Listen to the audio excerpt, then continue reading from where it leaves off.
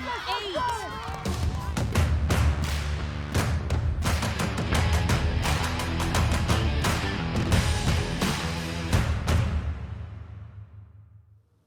Good evening and welcome back to the Coach's Corner, your home for information and inspiration about the sport we love most.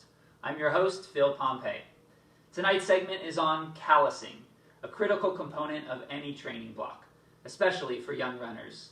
Our goal will be to answer the following questions. Number 1, what is callusing? Number 2, why is it important? And number 3, how to go about it. First, let me clarify what I mean when I say callusing. I'm talking about the physical process of skin getting tougher over time because of repeated friction. I'm certainly not talking about becoming a more callous individual, spelled with an O, meaning more cruel, hard-hearted, or insensitive. Now, though I'm going to be talking more about the physical process of callusing, I'll largely be using it as a metaphor. Sure, if you run every day, you'll probably develop some calluses on your feet after a while, similar to how a weightlifter would develop calluses on their hands from lifting weights all the time. But more than forming tough skin on your feet, the process of callusing is one that a runner must undergo each time he or she begins a new season. It's a process of acclimating or reacclimating to the daily grind of our training, especially if you are starting to train for cross-country or track for the first time. But even if you are coming off a nice long break between seasons, it takes time for your body and mind to adjust to the daily strain that you are putting them through. Each year that I've been coaching, we see the most kids get injured and the most kids quit during those first few weeks of the season than any other point throughout the season. The irony is the actual training load in those first few weeks is relatively light compared to the latter parts of the season. But compared to not training at all, it's night and day. In order to minimize those numbers of early season injuries and new athletes who get discouraged and quit, it's critical for coaches and athletes alike to understand the importance of callusing at the beginning of each season. At my USA Track and Field Level 1 course, one of our instructors, Coach Ken Grace, explained it something like this. Imagine a yard raking contest. Someone hands you a rake and asks you to rake all the leaves in this massive yard by the end of the week. He says he estimates about 5 hours of total raking.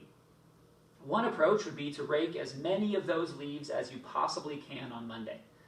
The problem is you haven't raked in a while, so after about 30 minutes, your hands start to burn.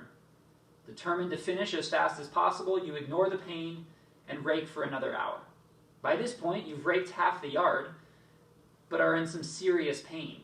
You're way ahead of pace, but you look down at your hands and notice that you've developed several large blisters, one of which has already opened. The next day, you try to bandage up your hands so you can continue raking, but it's simply too painful. You stop after 12 minutes and decide to take a few days off while you wait for your hands to heal. On Friday, you come back and continue your work, but your hands are still tender. Even so, you fight through the pain and rake for another 90 minutes. Your pace slows and motivation wanes, and by the end of the week, you're only able to finish raking 80% of the yard. Not to mention you have another set of blisters to deal with over the weekend. How about a second approach? Perhaps a wiser, more sustainable, more methodical approach. How about we try trusting the callusing process? On Monday, you spend 30 minutes raking leaves. Sure, you could go longer, but you can feel a few blisters forming and decide to call it a day and play the long game. The next day, your hands have toughened up just a little bit and you're able to rake for 45 minutes. Then Wednesday, a full hour. By Thursday, your hand calluses have formed and you're able to go another full hour, no problem. So you add 15 more minutes. On Friday, the first hour flies by and you're able to complete the final corner of the yard in another 30 minutes. No blisters, just calluses. In case you struggle to follow that example, here's a breakdown of the numbers. First, the overconfident, short-sighted, and rather reckless approach. And below it, the more thoughtful, methodical approach that results in success. And just so you won't do a Google image search of calluses and blisters after watching this video, here's a visual of the difference between the two. Calluses are our body's natural protection mechanism. They form over time to help strengthen us and make us more resilient. Blisters are the result of trying to do too much too fast and not allowing enough time for those calluses to form. I hope by now it's clear what callusing is and why it's important for our long-term health and development. But maybe you're wondering how exactly this metaphor translates to distance running. The short answer is, each time we begin a new training block, we navigate a new callusing process. As coaches, our responsibility is to design training in such a way that guides our student athletes through that acclimation process. This is especially critical for brand new runners who are new to our sport or any sport. But even good athletes who are new to running need to be eased into a full-time training program. Remember, the goal is to form calluses, not blisters. Of course, it gets easier as our athletes get older and more experienced, but each transition from not running at all into running 5, 6, or 7 days a week needs to be thoughtfully designed and closely monitored.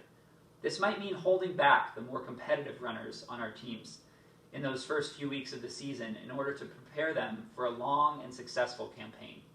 There's nothing that can discourage a young athlete quite like an injury. The process of callusing reminds us that there are no shortcuts in our sport. Getting in great shape takes time. There's no way around that.